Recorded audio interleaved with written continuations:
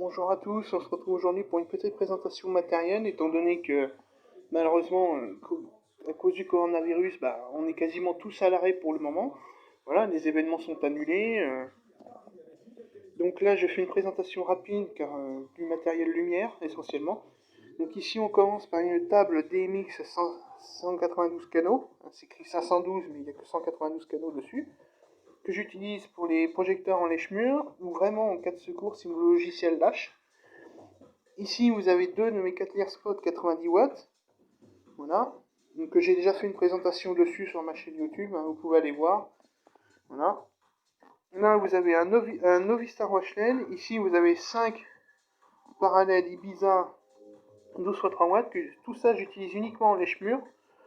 Là, il y en a 5 parce que le 6ème, en fait, il est là-bas. J'ai eu un souci avec. Donc, apparemment, pour le moment, il n'y a plus de problème. Voilà, donc encore une fois, c'est du Ibiza, je sais, mais je l'utilise uniquement en lèche-mur. Voilà. Ensuite, ici, nous avons deux parts à LED de chez Ghost et par 64. Voilà. À côté, bien sûr, on est dans le Fly. Alors, c'est un Fly fabrication maison. Hein. Voilà, parce que ça revient beaucoup moins cher. Vous avez donc tout ce qui est connecteur d'alimentation IEC pour les jeux de lumière. Vous avez ici, voilà, différents câbles DMX, de différentes tailles. Les rallonges, c'est pareil.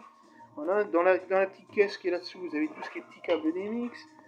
Voilà, donc j'ai même une prise, voilà, comme celle-ci pour pouvoir paraître l'éventualité. Voilà, donc ici vous avez deux Lear 7x10 watts RGBW, voilà, de chez Purelight. À côté de ça, vous avez un pied à treuil. Bon, récupération, j'ai le câble était haché, j'ai changé le câble, un coup de peinture et c'est reparti.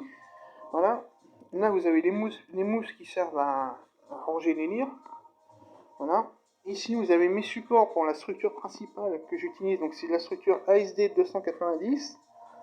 Donc, bien sûr, elle est avec, bien sûr, elle est pas ici, elle est à la cave, hein, parce que ça craint pas l'humidité, c'est de l'alu.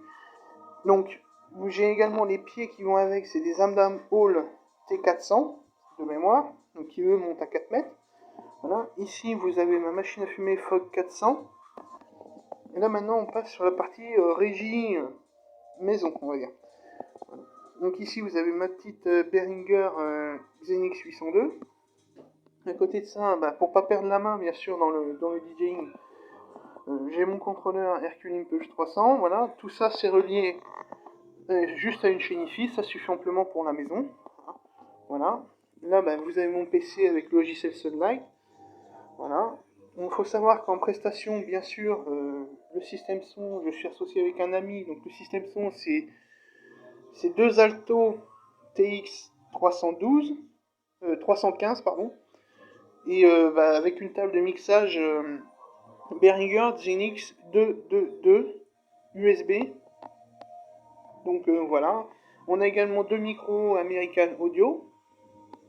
Donc la référence je l'ai plus en tête. Voilà, donc voilà.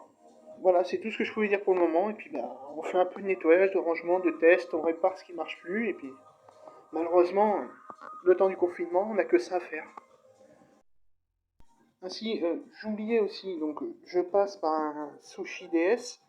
Donc il faut savoir que pour un Sushi DS, il est conseillé quand vous passez par Sushi DS d'utiliser un boîtier comme celui-ci. Donc donc là en gros ça me divise le signal en deux. Mais surtout ça a l'avantage de s'il y a un problème dans le DMX, par exemple un retour de courant ou un court-circuit dans le DMX, ce boîtier protège votre PC.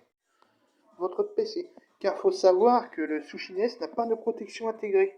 Donc là, c'est relié en direct parce qu'il y a il y a qu'un projecteur.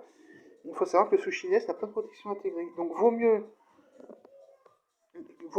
abîmer un boîtier à 30 balles plutôt qu'un PC à 500.